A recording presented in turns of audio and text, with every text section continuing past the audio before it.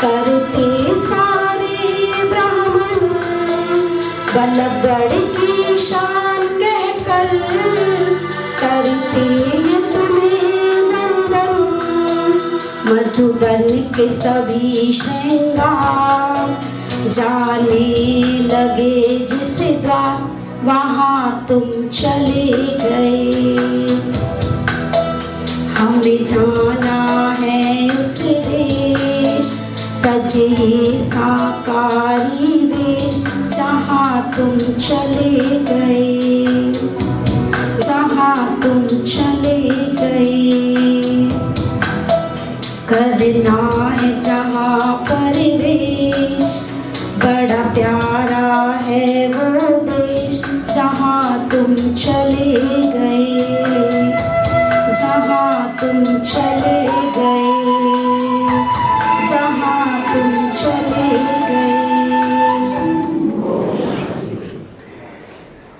प्यारे बाबा की मीठी यादें और आप सबकी उपस्थिति आज की इस वातावरण को और भी अधिक शक्तिशाली और शांतमय बना रही है। आप सभी को ज्ञात ही है कि आज हमारे आदरणीय सुदेश दीदी जी को हम सभी से विदाई लिए हुए 4 वर्ष हो चुके हैं। आज ही के दिन आपने स्थूल रूप से हम सभी के बीच से विदाई ले सूक्ष्म रूप से प्यारे बाबा की गोद ली थी, और आज ही के दिन अपनी वो सारी यादें हम सभी के बीच छोड़कर आप गए, और जाते जाते अपने आचरण की अमिट छाप हम सभी के हृदय पर छोड़ गए। जीवन कितना लंबा हो ये हमारे हाथ में नहीं है, लेकिन जीवन कैसा हो ये हम सभी के हाथ में है। और आदरणीय दीदी जी ने भी अपने ईश्वरीय जीवन की वो अमूल्य निधि हम सभी को सौंपी, और अपने उन श्रेष्ठ कर्मों की छाप हम सभी के बीच छोड़ी, और जाते जाते हम सभी के लिए भी एक शिक्षा, एक संदेश देकर गए। क्योंकि आना और जाना हम सभी जानते हैं विधि का विधान है, जिसने भेजा है उसी ने बुलाया है। लेकिन जीवन के जो 2 महत्वपूर्ण पल हैं कि एक व्यक्ति जब जन्म लेता है और जब वो शरीर छोड़ता है, और इन दोनों के बीच की जो उसकी लंबी यात्रा है वो हमें ये संदेश देती है कि इस धरा पर रहकर तुझे क्या करना है। और प्यारे बाबा भी हम सभी से यही प्रश्न पूछने वाले हैं, या मुझे लगता है कि हम सभी के लिए ये एक प्रश्न रहेगा कि जब तुझे धरा पर भेजा और जब तुझे वापस बुलाया, तो इन दोनों के बीच तूने सृष्टि पर क्या क्या कर्म किया। और वही श्रेष्ठ कर्म बाबा रोज हमको इस ईश्वरीय ज्ञान के द्वारा सिखाते हैं। किसी ने बड़ा सुंदर कहा कि जब वापस लौटेगा तो तुझसे ये रब भी पूछेगा कि तूने जमीन पर क्या क्या है किया। लेकिन दीदी जी का जो जीवन था हम सभी ने देखा भी है, और आज जिन्होंने उनकी पालना ली है वो सभी महसूस करते हैं कि हम सभी के जो बड़े हैं उन्होंने अपने आचरण से और अपने कर्मों से हमको भी उस श्रेष्ठ राह पर चलने की वो शिक्षा प्रदान की है। और बाबा के प्रति ये संदेश दिया है कि जिस प्रभु ने, जिस प्यारे बाबा ने हमको ये अमूल्य ब्राह्मण जीवन दिया है, उस अमूल्य ब्राह्मण जीवन को ऐसे जीना कि जाने के बाद सभी आपके श्रेष्ठ कर्मों को याद करके रोना तो नहीं कहूंगी, लेकिन गर्व से कहे कि जीना हो तो उस आत्मा की तरह जीना। अपनी आदरणीय सुदेश दीदी जी के स्मृति दिवस, अव्यक्त आरोहण दिवस पर पधारे हैं। सर्वप्रथम आप सभी का हार्दिक अभिनंदन। आदरणीय दीदी जी जिन्होंने 1972 में ईश्वरीय ज्ञान हमारे आदरणीय उषा दीदी जी के पास फरीदाबाद सेंटर से लिया। दीदी जी ने ही उन्हें 1980 में बल्लभगढ़ की सेवाओं में भेजा और दीदी जी ने बल्लभगढ़ में 1980 में अनेक ऐसे किराए के मकानों में, जहां उसी कमरे में किचन होती थी, स्टोव पर खाना बनाना होता था और वहीं क्लास होती थी और वहीं रात्रि विश्राम होता था। 1984 में आपके राइट हैंड हमारे आदरणीय सुशीला दीदी जी, जो अपनी बाल अवस्था में दीदी जी के पास आए और इन्होंने उनका राइट हैंड बनकर अनेक आत्माओं को पालना दी और बल्लभगढ़ की सेवाओं को चार चांद लगाए। दीदी जी द्वारा अनेक ब्रह्मावत्स बहनें और भाई, जो कि ओम शांति रिट्रीट सेंटर, विश्व कल्याण सरोवर और बेहद के मधुबन यज्ञ में और अनेक सेवा केंद्रों पर समर्पित होकर के वो ईश्वरीय सेवाओं में अपना अपना योगदान विशेष रूप से दे रहे हैं। 1990 में आदरणीय विश्वनाथ भाई जी के साथ रहते हुए बल्लभगढ़ सेवा केंद्र का मोना रोड का वो प्लॉट लिया गया, जिसकी 1992 में आदरणीय दीदी जी, हमारी आदरणीय परम आदरणीय गुलजार दादी जी ने 21 नवंबर 1992 का उसका उद्घाटन किया। दीदी जी आप निर्भयता की मूर्त थी, गंभीर भी थी, रमणीक भी थी और आपको स्वच्छता अत्यंत बेहद पसंद थी। आप राजयोग कोर्स कराने में अव्वल थी और आपका मुरली सुनाने का जो तरीका था वो बेमिसाल था। 1993 में हमारे आदरणीय वरिष्ठ भ्राता रघुवीर भाई जी ईश्वरीय ज्ञान में आए, दीदी जी के पालना ली और यज्ञ के अनन्य रतन बने और इस स्थान पे जहां आप बैठे हुए हैं, ये भी सफल करके जहां हम दीदी जी से पालना लेते हुए आज हमारे वरिष्ठ भ्राता जी हैं। आपने अपने जीवन में कर्म भोग को कभी भी हावी नहीं होने दिया, बल्कि कर्म योग से उस पर विजय प्राप्त की और सदा हर हाल में उमंग उत्साह में रहती, ये आप में एक विशेष कला थी। आदरणीय विश्वनाथ भाई साहब जी का स्वास्थ्य लाभ का 2 साल चला, उसमें आपने इतनी अच्छी देखरेख उनकी हम सबसे कराई कि वो भी एक मिसाल बन गई।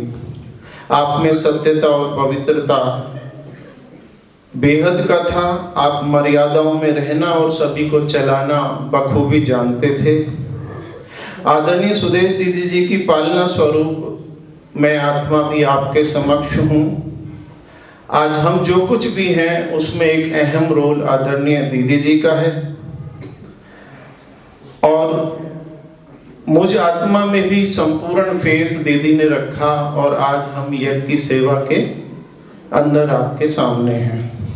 अंत में यही कहना चाहूँगा कि परिवार जिसका मंदिर था, स्नेह जिसकी शक्ति थी, परिश्रम जिसका कर्तव्य था, परमार्थ जिसकी भक्ति थी, ऐसी थी हमारी आदरणीय सुदेश दीदी जी। ओम शांति। इस विशाल सृष्टि रंगमंच पर हर एक के साथ हर आत्मा का यहाँ पर आना भी है और समय के हिसाब से जाना भी है। हमें अच्छी तरह से ये पता है जन्म और मृत्यु,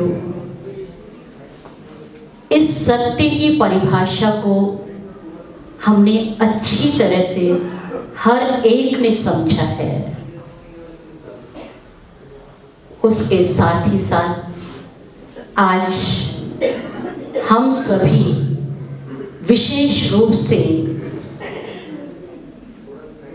ऐसी दिव्य महान आत्मा के निमित्त आज यहाँ पर अपनी दिव्य पुष्पांजलि समर्पित करने के लिए आए हैं। कहते हैं खुदा को भी जब इस सृष्टि पर जन्नत बनाने का संकल्प उठा और भाग्य विधाता भगवान ने इस सृष्टि पर उसका अवतरण हुआ,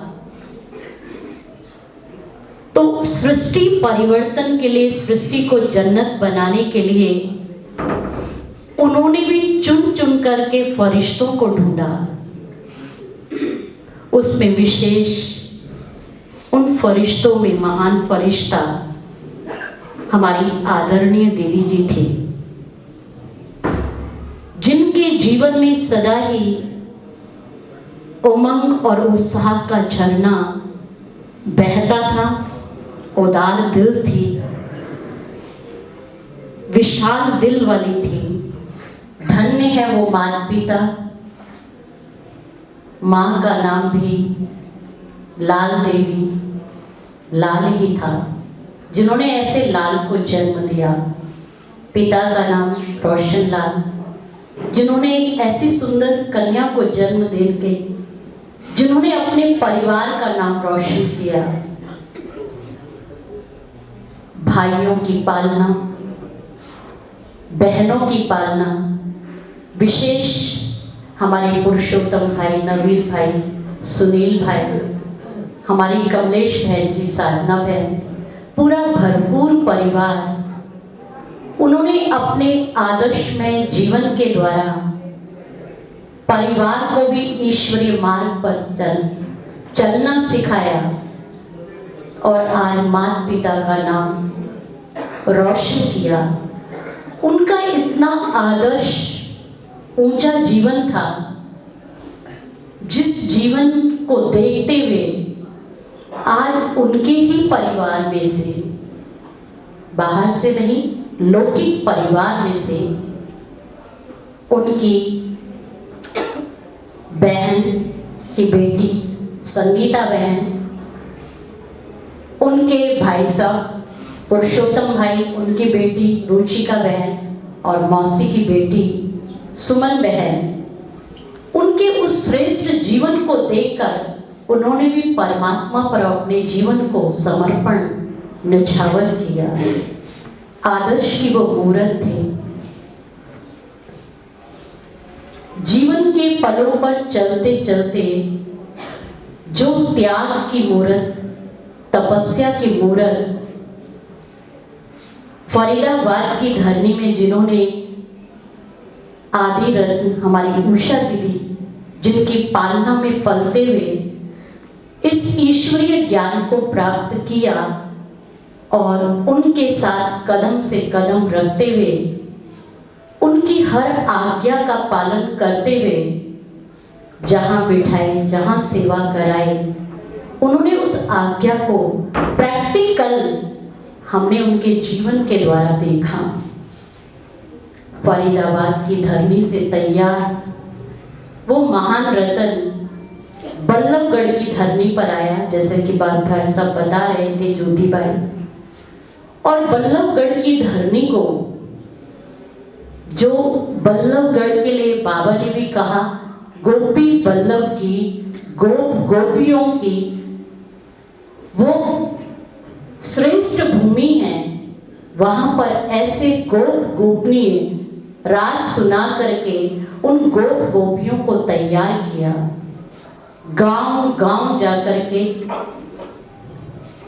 थोड़ी सी सेवाएं थी, आज आप देख रहे हैं सेवा का बहुत विस्तार। ऐसा कोई गांव नहीं रहा जहां हमारे दीदी जी नहीं पहुंचे।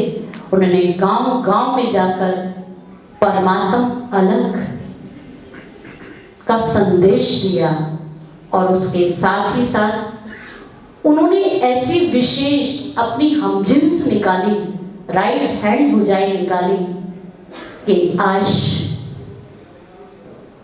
वो कदम से कदम मिलाकर उनकी उन सेवाओं को आगे बढ़ा रहे हैं। उसमें विशेष ऐसे योग के रतन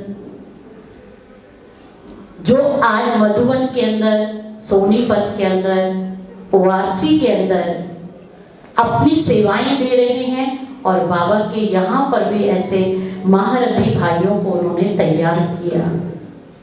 आज उनकी विशेषताओं के एक एक फूल चुन चुन करके हम समर्पण कर रहे हैं त्याग और तपस्या की वो मूर्त जिन्होंने अपने जीवन के अंदर केवल सेवा सेवा सेवा सेवा के सिवा उन्हें कुछ भी सूझता नहीं था। वो एक कमांडर की तरह खुद भी सेवा करती थी और हमें भी उस सेवा के अंदर सदा लगाए रखते थे। ऐसे थे हमारे आदरणीय दीदी जी। उसके साथ ही साथ त्याग और तपस्या की मूर्त जो उन्होंने भगवान से पाया, ज्ञान रत्न उन्होंने बुद्धि रूपी पवित्र झोली पर उसे धारण किया और जब उनके मुख अरविंद से भगवान के वो मधुर महावाक्य जब कोई भी सुनता था तो दिल गदगद हो जाता था। शायद उस आवाज के लिए अभी भी ये दिल तरसता है, उस मुरली के लिए तरसता है जो मुरली चाहे घंटों तक चलती थी पर उठने का दिल नहीं करता था। ऐसा उनका सुनाने का तरीका था। त्याग और तपस्या की वो सुंदर मूर्त जिन्होंने अपने जीवन को हर बात से संपन्न किया। तन में कुछ ना कुछ छुटपुट छुटपुट छुटपुट चलता ही रहता था, परंतु मन से कभी भी वो अपने आप को कमजोर नहीं समझती थी। उन्होंने शक्तिशाली मन के द्वारा हर परिस्थिति का सामना किया। हिमालय की तरह वो अडोल थे और चट्टान की तरह वो अचल रही, अपनी उन सुंदर सेवाओं को देते हुए। एक समय ऐसा भी आया, 26 जनवरी का वो दिन 2020, जैसा कि अभी हमारी ममता बहन बता रही है कि जब लगन होती है सेवा की, उन्होंने तो सोफे पे भी लेट करके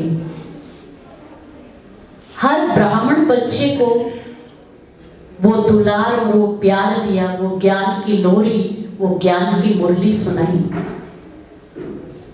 पर बाबा को और समय को, कुछ ड्रामा को और ही मंजूर था, यहाँ से भी ज्यादा कहीं और सेवा थी जिसके लिए भगवान ने उनका सर्वश्रेष्ठ चुनाव किया।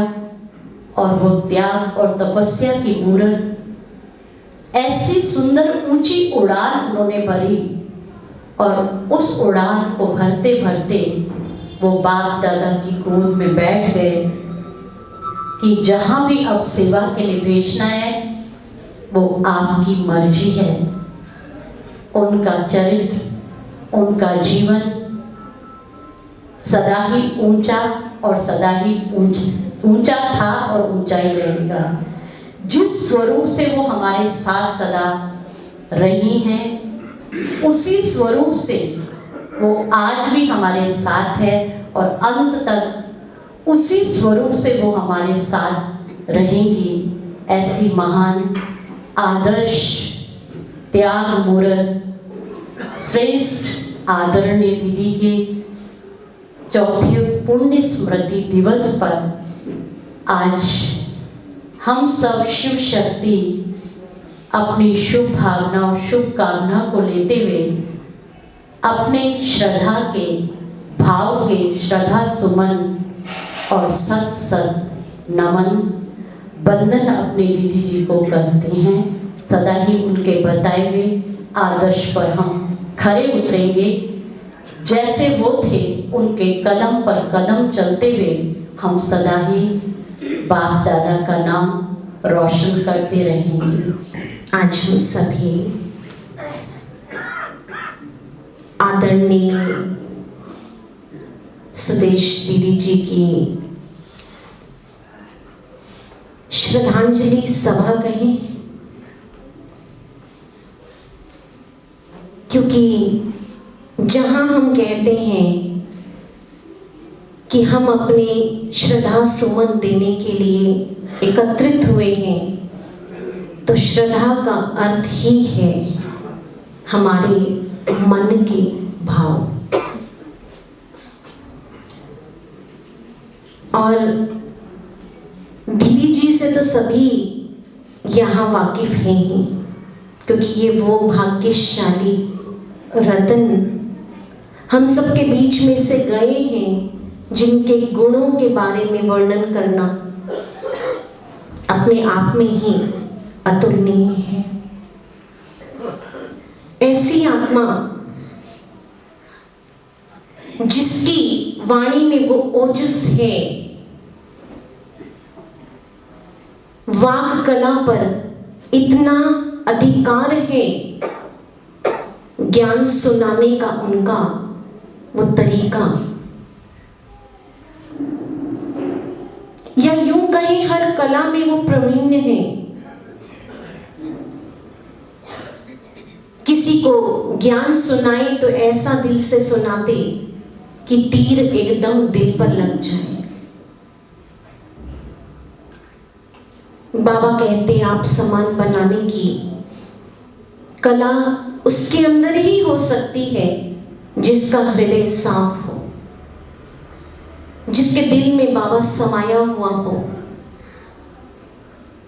तो हमारी आदरणीय दीदी जी सचमुच में, क्योंकि लगभग 28 साल तो बिल्कुल ही उनके अंग संग रहने का मौका मिला, तो हर तरीके से हमने उनको जाना, उनको समझा। कभी कभी होता था कि बीमारी भी उन पर हावी हो गई, परंतु उसमें भी वो बेड पर भले लेटे हुए होते थे तो भी बाबा के गीत गा रहे होते थे।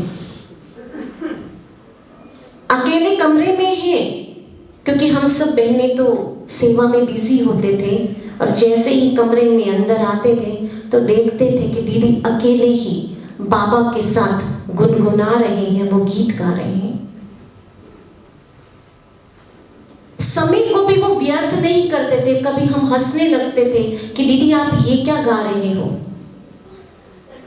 तो कह देते थे मैं अपना समय सफल कर रही हूं।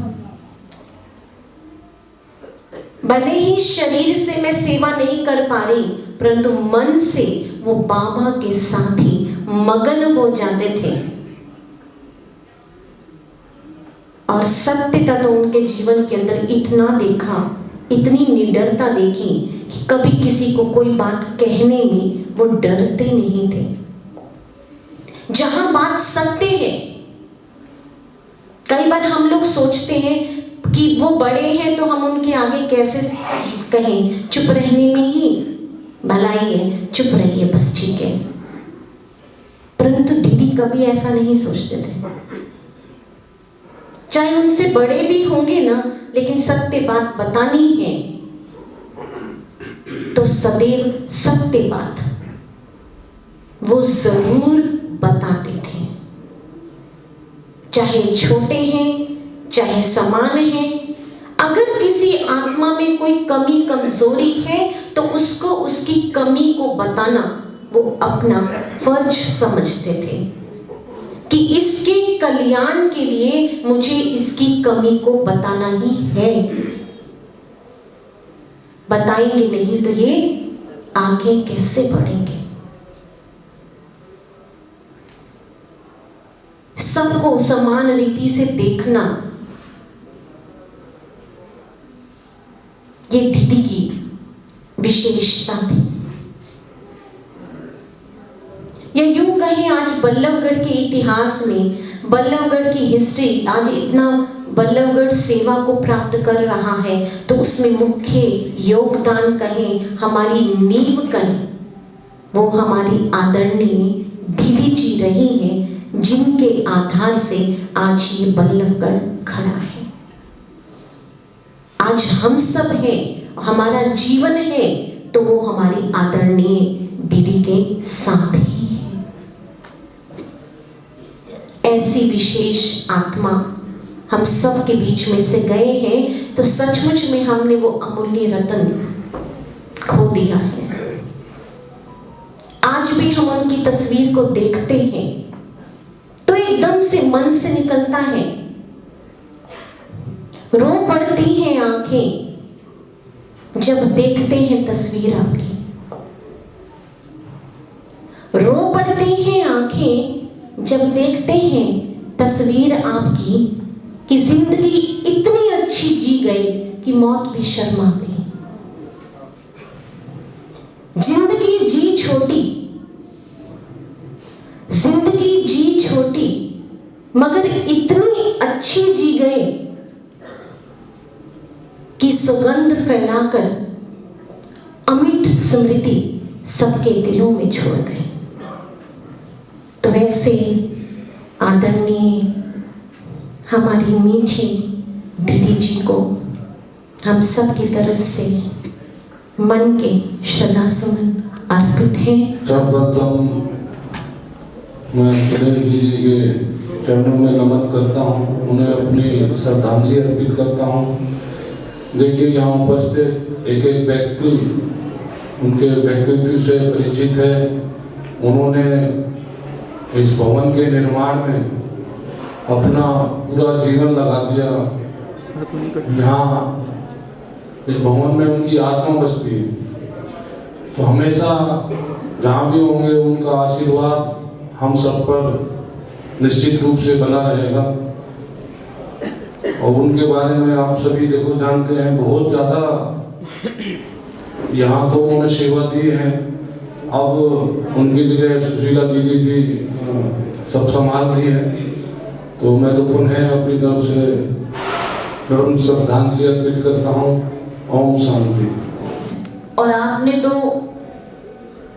मुझे सुनाते हुए भी अंदर से लगता है कि कैसे आप रात के 12 बजे 2 बजे भी जाग कर दीदी जी की सेवा में उपस्थित रहते थे। कई बार तो ऐसा भी होता था कि पूरी रात तकलीफ से दीदी जी करहाते थे, तो आप पूरी रात जाग कर प्रीति बहन और सीमा बहन दोनों कैसे दीदी जी की सेवा दिल से करते रहे हैं।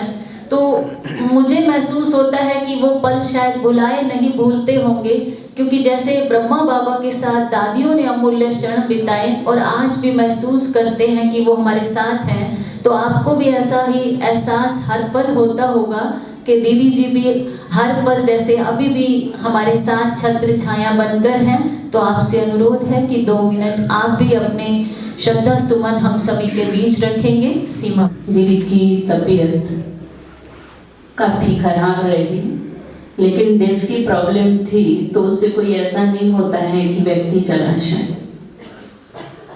दीदी का एक ही संकल्प होता था कि जब बाबा मुझे बुलाए तो मुझे पता ना चले, उतना सहज में जाऊं।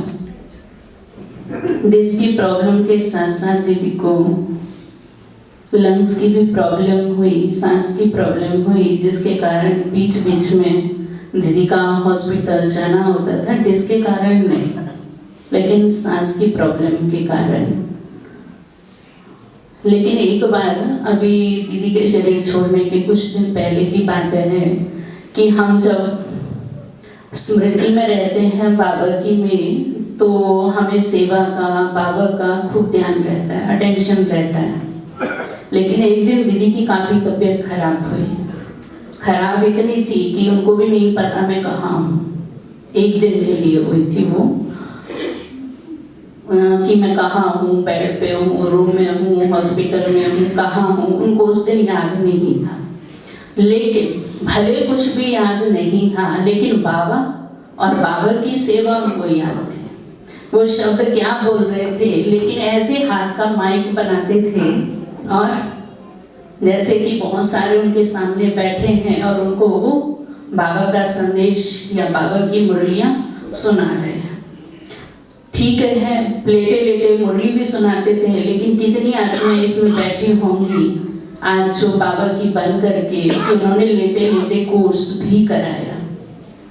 और जो कराया उनमें से कोई ऐसी आत्मा होंगी जो बाबा से अटैच नहीं रही होंगी, हो सकता है कि रेगुलर ना रहे हों, लेकिन वो भी बाबा के आज कहीं ना कहीं सहयोगी है। 16 तारीख की बात है, दीदी हॉस्पिटल से आई तो दीदी का ही एक चित्र है। कईयों ने देखा होगा कि कुछ दिन पहले दीदी सोमान लिखते थे, हम सभी लिखते थे, तो दीदी भी लिखते थे कि मैं संपूर्ण निरोगी स्वस्थ आत्मा हूँ। तो स्लोगन वो सोमान लिख रहे थे, उसी समय हरे कृष्ण भाई आए, तो हरे कृष्ण भाई कहते दीदी आपका ना एक फोटो ले लेते हैं ऐसे। तो भैया ने वो फोटो लिया फ्रेम में। आप लोगों ने कई जगह देखा होगा, जैसे बाबा का लेटर लिखते हुए हैं, तो ऐसे ही दीदी का भी सोमान लिखते हुए है। तो वो फोटो दीदी के रूम में रखा हुआ था और उसको देख के अचानक बोलती है कि आज तू, मैं नहीं लग रही हूँ, आज तेरा जो चेहरा है ना वो मुझे मम्मा का चेहरा लग रहा है। तो 16 तारीख की ये बातें हैं, शाम की बातें हैं। धीरे धीरे 18 तारीख भी आई। 18 तारीख से पहले जो 17 तारीख की, क्योंकि एक साल से दीदी की ज़्यादा सांस की प्रॉब्लम थी, तो ऑक्सीजन वगैरह साथ में ही होती थी कि कभी भी दीदी को ज़रूरत पड़ती थी। और 1-2 महीने तो ऐसे भी रहा जब कंटिन्यू ऑक्सीजन दीदी की चलती थी। 17 तारीख की रात को दीदी की और तबीयत खराब हुई। तबीयत खराब इसलिए हुई थी क्योंकि उस दिन मौसम बहुत ज़्यादा खराब भी था। मौसम खराब, ऑक्सीजन नहीं मिल पा रही थी, लेकिन सिलेंडर था तो उसको यूज किया। लाइटें नहीं आ रही थी। 18 तारीख का बाबा का व्यक्ति दिवस था, तो दीदी का मन था कि कुछ भी होवे लेकिन मुझे भाई बहनों से मिलना है। लाइट भी घर में नहीं, इन्वर्टर भी काम नहीं कर रहा था। लेकिन देखो, हर व्यक्ति का एक अपना ऑरा होता है। तो हमने तो ये देखा है, दीदी जिस भी कार्य के लिए संकल्प करती थी या जहाँ भी जाती थी वहाँ का अपना ऑरा एक हो जाता था। तो लाइट आ गई, 10, 11, 12 बजने वाले थे, शायद 11:15 बजे के करीब लाइट आई और दीदी लिफ्ट से ऊपर भाई बहनों से मिले, लेट करके ही मिले। और 21 तारीख बाबा का, जैसे ब्रह्मा बाबा का है कि संस्कार 21 तारीख को किया, लेकिन 21 तारीख की सुबह से ही दीदी के अंदर एक रट थी कि अब मेरा टाइम पूरा हो गया। वो तो आप लोगों ने हिस्ट्री सुनी भी है। लेकिन 23 तारीख को कहती हैं कि कौन कह रहा है मैं जा रही हूँ। मैंने कि ये तो हमें नहीं पता कि कौन कह रहा है, क्योंकि आप इस बात में ज़्यादा अनुभवी हैं, क्योंकि हमने अपने सामने किसी को जाते हुए नहीं देखा था। तो उनको ये फील हुआ कि ये क्यों आया मुझे संकल्प। उस दिन एक बार अचानक में हुआ। अगले पल कहती हैं कि नहीं, ये तो मैं मजाक कर रही थी और मुझे नहीं लगता कि मैं ज़्यादा चल पाऊंगी। लेकिन 24 और 25 तारीख को बहुत ज़्यादा उनकी, जैसे क्या कहें कि आत्मा साथ छोड़ रही थी, तो जैसे कि आंखें बंद सी थी, जैसे बीपी डाउन हो। लेकिन भले आंखें बंद थी। 25 तारीख की शाम की बात है, तो उन्होंने रघुवीर भाई को बुलाया, ज्योति भैया भी थे और डॉक्टर राम बाबू भैया की, जो बीच बीच में डॉक्टर इंजेक्शन दे देते थे, तो हर समय तो हॉस्पिटल जाना नहीं होता, तो बीच में दवाई दे करके जाते थे। लेकिन उस दिन भी शाम को बात की है, मिले हैं, लेकिन आंखें बंद थी, लेकिन मिल रहे थे। कहा मुझे जल्दी से खाना दे दो। जब उनको खाना खिलाया तो कहते साथ में दवाई भी दे दो, क्योंकि फिर तो मुझे जगाओगे। तो उस दिन जल्दी से दवाई ली, खाना लिया और सो। और वो पहला दिन ऐसा था कि जब बिल्कुल भी उन्होंने हमें मना नहीं उठाया। नहीं, कोई दिन ऐसा नहीं जाता था, लेकिन उस दिन उन्होंने हमें बिल्कुल भी नहीं उठाया। मन की आज तो बड़ी शांति में। और सुबह भी ऐसे ही लग रहा था 5:30 पौने 5, क्योंकि ऑक्सीजन चलता है तो उसकी भी आवाज़ आती कि आज तो दीदी बहुत ही गहरी नींद में सोए हुए। जैसे लाइट ऑन किया तो दीदी तो है ही नहीं।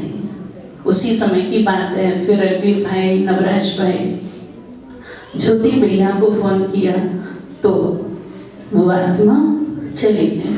लेकिन इतना हमने देखा है कि वो एक शक्ति थी। सत्य कहने की उनकी आदत थी, और जब तक ना कह ले, मान लो उनको कोई चीज गलत लग रही है, ना कहे तब तक वो रुकते नहीं थे। बस एक छोटा सा, एक बार किसी बहन की बात, मैं भाई बहनों की नहीं कह रही, बहन की ही बात उनको अच्छी नहीं लगी। घर में प्रोग्राम था, बहन ने आना था, 2-3 दिन यहीं पर रुकना था। तो अब बहन को तो बोलना है, ये हमें भी पता है कि जब तक बोल नहीं देंगे तब तक दीदी रुकने वाले तो है नहीं। क्योंकि हमारी भी कोई गलती होती थी तो भले ही मुरली क्लास में सब भाई बहन बैठे हैं तो दीदी हमारी गलती हमें बता देती थी। ऐसा नहीं है कि नहीं बताती है, सबको अनुभव है। तो हमने दीदी को कहा, दीदी 2 दिन उस बहन ने यहीं रहना है, अगर आप उसको बोल देंगे तो कहीं ऐसा ना हो कि उसका भी मूड खराब हो जाए, तो आप उसको मत बोलिएगा। 4-6 बार दीदी को ये चीज रटाई, मन की मत बोलिएगा। लेकिन वो बहन आई, अभी उस बहन ने पानी भी नहीं पिया और वो बात उन्होंने उसको बोल दी। इधर से कोई सेवा से मैं आई तो कहती मैंने अपना काम कर दिया। मैं भी कौन सा काम कर दिया? तो कहती मेरे से तो रुका नहीं गया, जब तक ना बोल दूं तो मैंने तो जिसकी जो बात थी बोल दी। तो हम दीदी के लिए कहते हैं चले गए, लेकिन मेरा अपना अनुभव है कि आज भी दीदी हर चीज में मुझे साथ देती हैं। और कुछ भी ऊपर नीचे भी होता है, समस्याएं भी आती हैं, दीदी रोज सपने के अंदर, रोज तो नहीं कहूँगी लेकिन जब परिस्थिति कोई आती है तो सपने के द्वारा दीदी अलर्ट करती हैं। एक बार का अनुभव है कि कोई प्रोग्राम होने जा रहा था 62 में, पहली शिवरात्रि दीदी, तो मैं उस दिन दीदी को याद नहीं किया। जैसे शिवरात्रि का प्रोग्राम था, पहली बार हो रहा था, तो बुद्धि में यही चल रहा था कि कैसे होगा, लेकिन मैंने दीदी को याद उस दिन नहीं किया कि दीदी आप भी आओ, या आह्वान जैसे हम करते हैं बाबा का, तो नहीं किया था। तो एक बहन को सपने में कहती, सीमा ने ना मुझे बुलाया नहीं, उसने मुझे हुआ फिर आह्वान किया। और उस दिन का जो पहला प्रोग्राम था ऐसे ही लग रहा था जैसे मतलब उसका जो वायुमंडल था, हो रहा था, वो बहुत शांतिपूर्वक था। तो दीदी को याद किया गया। तो मैं तो यही कहूँगी, और सबसे बड़ी बात देखो, उस आत्मा का अपना पुरुषार्थ। बाबा 18 जनवरी गए, जनवरी मास है ही अव्यक्ति मास, फिर भी 18 जनवरी वर्किंग डे भी पड़ जाता, कभी शुक्रवार जैसे पड़ जाएगा, वीरवार पड़ जाएगा, लेकिन वो इतनी अमूल्य रत्न थी, उनका अपना पुरुषार्थ था कि उन्होंने दिन भी कैसा चुना कि किसी भी भाई बहन को उनके स्मृति दिवस में आने के लिए ये कहने की जरूरत नहीं पड़ती कि आज छुट्टी है ना, वो भी गवर्नमेंट छुट्टी देती है। तो ये भी कम बात नहीं है। और मैं तो कहूँगी कि बाबा की तो शिक्षाओं को हम चलते हैं, उनको फॉलो भी करते हैं, लेकिन मैं तो बस इतना कहती हूँ, ब्रह्मा बाबा को तो मैंने नहीं देखा, लेकिन बस सुदेश दीदी की ज़्यादा नहीं तो कुछ शिक्षाएं मेरे जीवन में आ जाए। और आज जब समझ नहीं आता था जब साथ थे, मैं ज़्यादा समय ले रही हूँ, लेकिन जब समझ नहीं आता था, कई चीज़ें बड़े थे कहते थे, लेकिन आज वो एक बात हमें समझ में आती है। और कोशिश करती हूँ, मैं ये नहीं कहती कि मैं वही देवता बन गई हूँ या भगवान बन गई हूँ कि मैं 100% उस चीज़ को लेकर चलती हूँ, लेकिन मेरी एक कोशिश होती है कि मैं उनको फॉलो करूँ, उनकी शिक्षाओं पर चलूँ। क्योंकि पालना जो हमने ली, जो हमारा जन्म हुआ वो सुशीला दीदी से, लेकिन जीवन कैसे जीना है, कैसे परखना है, कैसे चलना है, वो दीदी के अंग संग रह के हमने सीखा। तो इन्हीं शब्दों के साथ दीदी के प्रति हमारी यही श्रद्धा सुमन है। मैं तो यही कहती हूँ कि मैं उसको जब हम होते हैं तो हमारी गाथा हमारे हिसाब से होती है, हमारा चलन हमारे हिसाब से होता है। जब आत्मा नहीं होती तो फिर उसका इतिहास बन जाता है। उस इतिहास का वर्णन आज हम सबने सुना बहनों के द्वारा, बहुत ही लंबा चौड़ा वर्णन, बहुत ही लंबी चौड़ी प्रेरणाएं, बहुत ही लंबी चौड़ी शिक्षा। हम छोटे थे ना तो माँ हमें कुछ ज्यादा ही डांटती थी, मारती थी। उस समय गुस्सा आता था बड़ा कि क्यों मारती हैं, क्यों समझाती हैं, क्यों इतना बोलती हैं। लेकिन अब माँ नहीं रही तो अब समझ आता है कि माँ क्यों समझाती थी। वो शिक्षाएं हमारा आचरण बन के रह गई। वो मार आज हमारे लिए मार नहीं, बहुत बड़ा एक उदाहरण बन के रह गया कि हम क्या बन गए। ऐसी जब ये बहनें हमारी होती है ना, ये शिक्षा तो देती हैं, हमें उस समय लगता है कि क्यों दे रही हैं, क्यों बोल रही हैं, क्यों टोक रही हैं, क्यों सारी चीजें बीच में बोलती हैं। लेकिन जब बाद में जीवन के अंदर वो चीजें आती हैं तो लगता है कि वो पल बहुत अच्छे थे, वो शिक्षा के पल बहुत अच्छे थे। पीछे बलमा और बाबर मामा हैं, सामने दीदी हैं।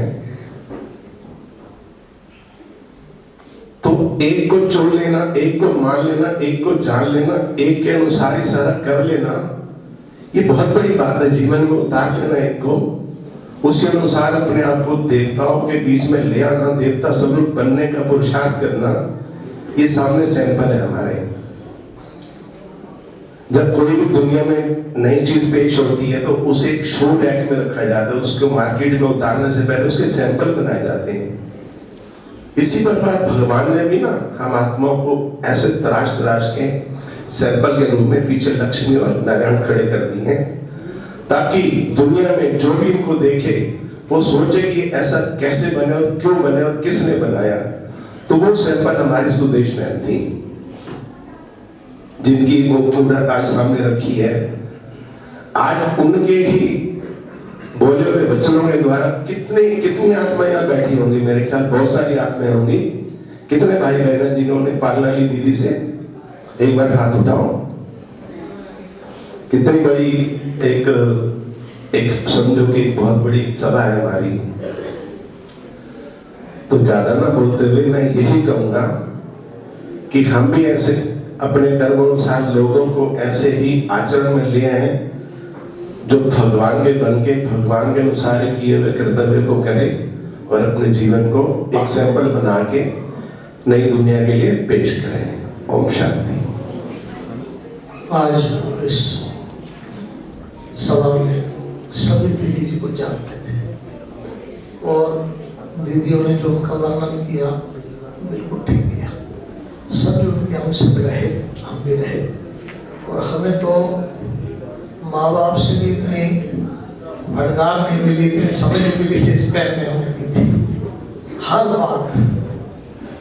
वो बात हमें यहाँ तक कहते थे वो कि आप अपने को कितना समझदार समझते हैं, कि आप में ये समझदारी है। तो हम चुप होकर उनकी बातें सुनते हैं। आज उन्हें बहुत याद करते हैं, हर एक बात उनके जीवन की जो उन्होंने हमें बताई, सिखाने की कोशिश करी टीचर की तरह। आज उसे एक बात को हम याद करते हैं, लेकिन क्या है कि सन्मुख व्यक्त में उसको नहीं पाते। व्यक्त में तो हमारे साथ ही है, का आशीर्वाद भी हमारे साथ है और हर तरह का वंश हमारे साथ है। आज भी हम उनको भूलते नहीं हैं, ऐसी कोई बात नहीं है। उनकी बातें भी याद आती हैं, उनको भूलते नहीं हैं। तो इसी के साथ मैं ज़्यादा समझा लेता हूँ। ओम शांति। ओम शांति। सुरेश दीदी जी से बहुत लगाव था, बहुत प्यार था और बहुत ही शिक्षा उनसे मिलती थी हमको। और शुरू में जगह वो फतेहपुर में बनाई थी, सुरेश दीदी जी का ही साथ था, उन्हीं की वजह से वो केंद्र चल रहा है और उन्हीं की देन है। ओम शांति। जिनका हम शब्दों में कोई बयान नहीं कर सकते, इतने उनकी गाथाएं हैं। और आज का दिन तो विशेष उनके पल पल याद दिलाता है। वैसे दीदी तन से हमसे दूर हैं, पर मन से हमेशा हमारे पास ही हैं। ऐसे हमें लगता है कि पल पल उनकी शिक्षाएं हमें साथ देती हैं और आगे बढ़ाती हैं। दीदी हमारे ऐसे थे जैसे एक कुम्हार होता है, बाहर से थक्की देता रहता है, घड़े को तैयार करता है और अंदर से पुचकार देता है।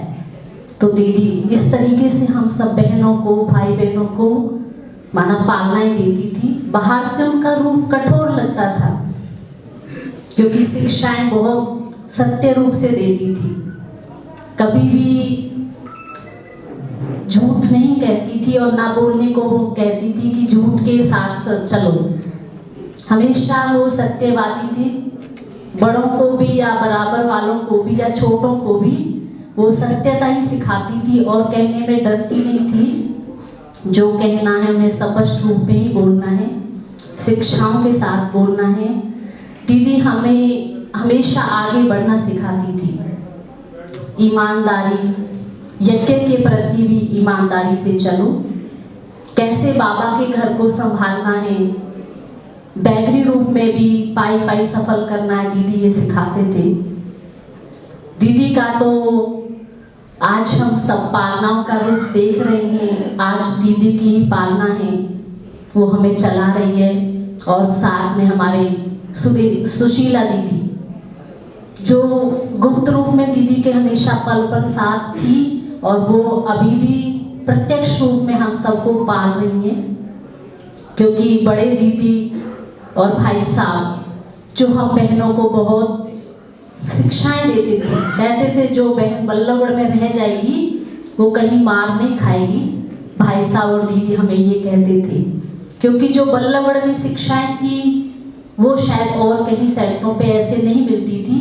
जो भी यहाँ से रतन निकले हैं वो एक से एक बढ़ के चारों तरफ अपनी सेवाएं दे रहे हैं और मजबूती से आज वो चल रहे हैं और अनेकों को चला भी रही हैं चारों तरफ। चाहे मधुबन है, चाहे सोनीपत है, चाहे ORC है, चाहे गुड़गांव है, चाहे माना नोएडा है। आज बाबा के चारों तरफ यहाँ के बच्चे पहुँचे हुए हैं और खूब भली भांति सेवाएं दे रहे हैं। ये दीदी ने सब बहन भाइयों को भरपूर कूट कूट के हमें सिखाया था कि कैसे हमें इस यज्ञ को आगे बढ़ाना है, अपने चाल चलन से कैसे हमें आगे बढ़ना है।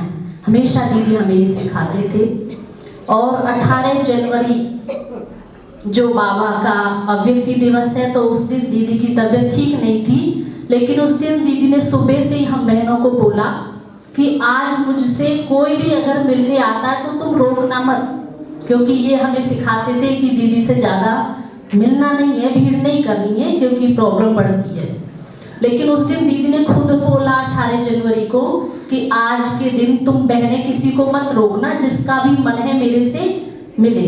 और फिर बीच में तो क्लास के बाद वो बीच में ऊपर ब्रह्मा भोजन भी सबके साथ स्वीकार किया। कैसे वो सब जिन्होंने वो सीन देखा होगा तो वो स्मृति में अभी भी ताजा हो जाता है।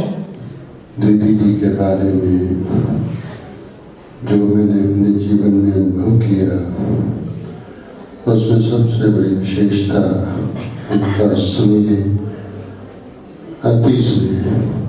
जब भी आना या वो जब फैक्ट्री आते थे तो बहुत ही स्नेह। दूसरा उनकी बहुत बड़ी विशेषताएं तो बहुत ही गिनवा नहीं सकता, पर जो मुरली सुनाने की विशेषता है उससे सच में हम बहुत प्रभावित होते, खासकर मुझे भी उसका बहुत अनुभव है। तीसरा दीदी जी का भाषण आप सबने सुना है। तो जहाँ भी कोई नए बच्चे हों, रेगुलर स्टूडेंट हों, उनका लेक्चर का विशेष प्रभाव था और हम हमेशा उनकी कमी महसूस करते हैं। और जब भी बाबा के आगे बैठते तो दीदी भी याद आती। दीदी हमेशा हमारे साथ हैं। उनकी दुआएं, उनके लिए भी बहुत सारी दुआएं, शुभकामनाएं हमारे पास हैं। ओम शांति। पहले दिन से ही सुदेश बहन जब से बाबा के घर उन्होंने पांव धरा, एक ईश्वरी नशा उनका अपना अलग से ही था। शुरू से वो नशे में रहती थी। जैसे ही उनको हमने यहाँ की सेवा के लिए भेजा, बड़े प्यार से उस सेवा को स्वीकार किया। लेकिन एक बात मैंने ये भी जरूर देखी जितना यहाँ उसने इस सेवा को प्यार से स्वीकार किया, तो वहाँ भी जो वो रही फरीदाबाद में, तो वहाँ से बिछोड़ा भी उनको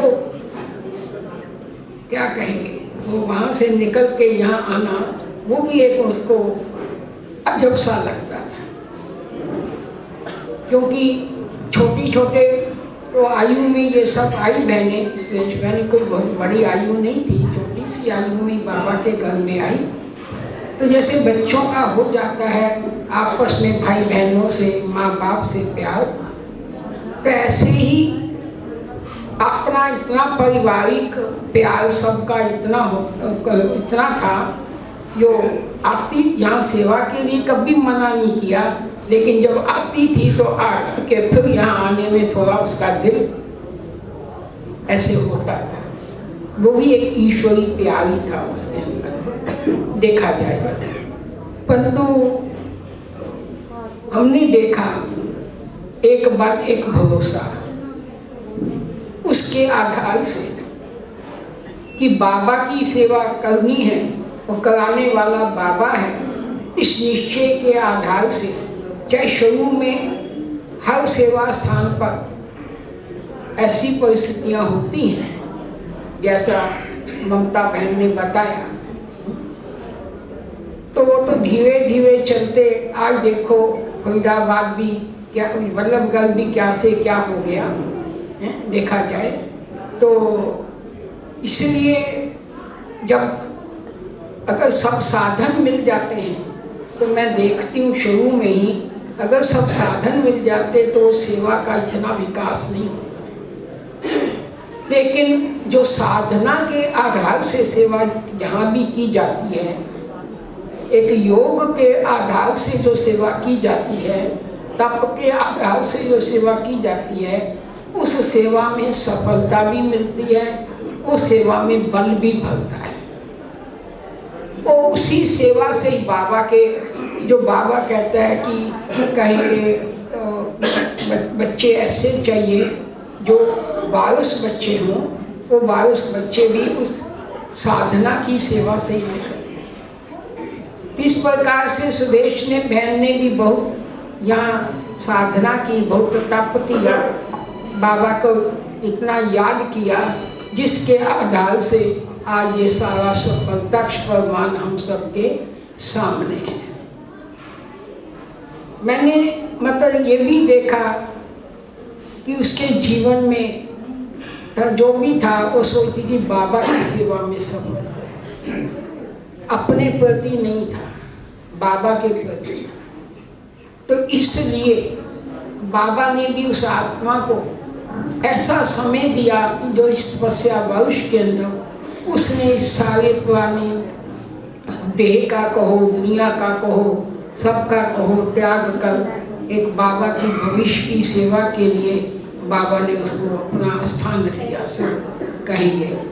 तो जिसका इस जीवन में संगम युग पर जिसने बाबा के प्रति सब कुर्बान करके बल एक भरोसे के आधार पे, एक बाबा के आधार पे ही चली, तो ऐसी आत्मा नेचुरली है, भविष्य में बाबा उनसे बहुत अच्छी और बहुत ऊंची, इस समय से भी और अधिक सेवा कराने के योग्य उनको समझा और उनको कहेंगे वतन में बुलाया बाबा ने है। लेकिन मैं तो जब भी बल्लभगढ़ में आती हूँ मुझे ऐसा नहीं लगता है कि इस देश में यहाँ नहीं है।